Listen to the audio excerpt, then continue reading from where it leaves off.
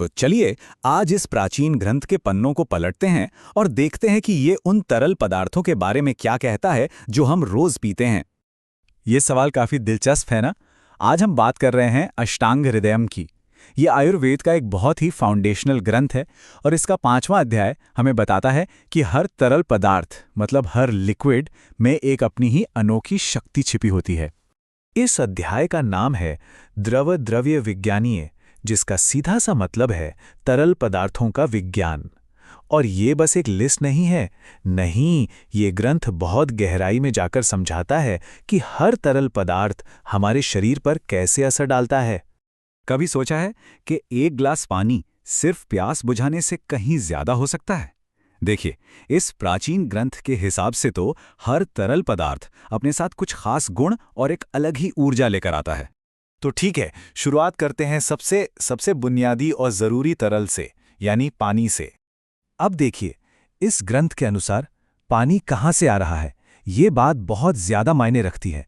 बारिश का पानी हो, नदी का पानी हो या फिर समुद्र का पानी, इन सबके गुण और सेहत पर इनके फायदे बिल्कुल अलग अलग बताए गए हैं। ये बात दिलचस्प है ना? आज के जमाने में हम पानी साफ करने के लिए कितने तरह के फिल्टर इस्तेमाल करते हैं, लेकिन ये प्राचीन ग्रंथ तो सूरज और हवा जैसे प्राकृतिक तत्वों को ही सबसे अच्छा प्यूरिफायर मानता है। और हाँ, ये भी साफ साफ कहता है कि रुके हुए या झागदार पानी से तो दूर ही रहना चाहिए।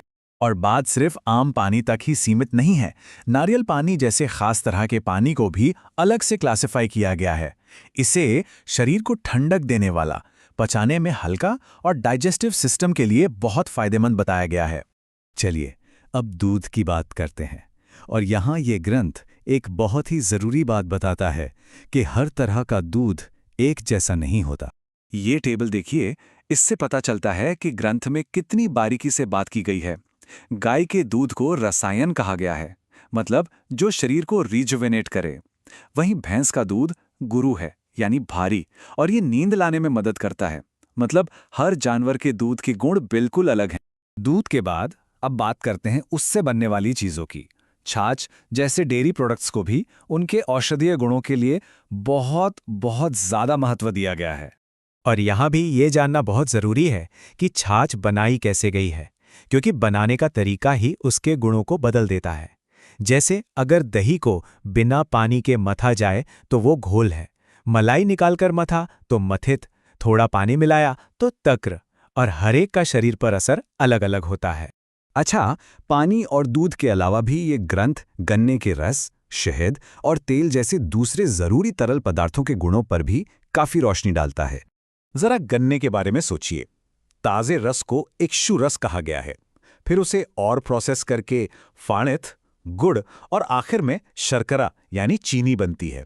और कमाल की बात यह है कि प्रोसेसिंग का हर स्टेप एक ऐसा प्रोडक्ट बनाता है जिसके गुण पहले वाले से बिल्कुल अलग होते हैं। अब शहद की बात करते हैं। शहद को एक बहुत शक्तिशाली औषधि माना गया है, लेकिन एक बड़ी चेतावनी के साथ।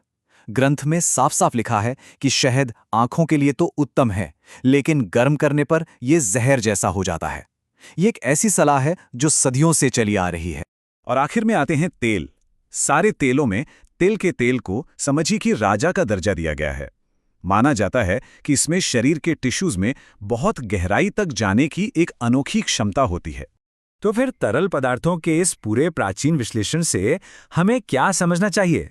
इसका सबसे बड़ा टेक अवे या कह लें कि जो सार है, वो एक ऐसा नजरिया है जो खाने पीने की चीजों को सिर्फ कैलोरी के चश्मे से नहीं देखता, बल्कि ये उन्हें ऐसे पदार्थों के रूप में देखता है जिनका हमारे शरीर पर एक खास और एक्टिव प्रभाव होता है। तो सवाल ये उठता है कि ये प्राचीन दृष्टिकोण आज हमारे खाने पीने के तरीकों को कैसे बदल सकता है। ये हमें इस बात पर सोचने के लिए मजबूर करता है कि हम सिर्फ क्या खा पी रहे हैं ये जरूरी नहीं, बल्कि वो चीज़ कहाँ से आई है, उसकी क्वालिटी क्या है, ये भी उतना ही जरूरी है। ये ज्ञान हमें हमारी ही रसोई में मौजूद चीज़ों के छिपे हुए गुणों के बारे में सोचने का एक नया नजरिया देता है।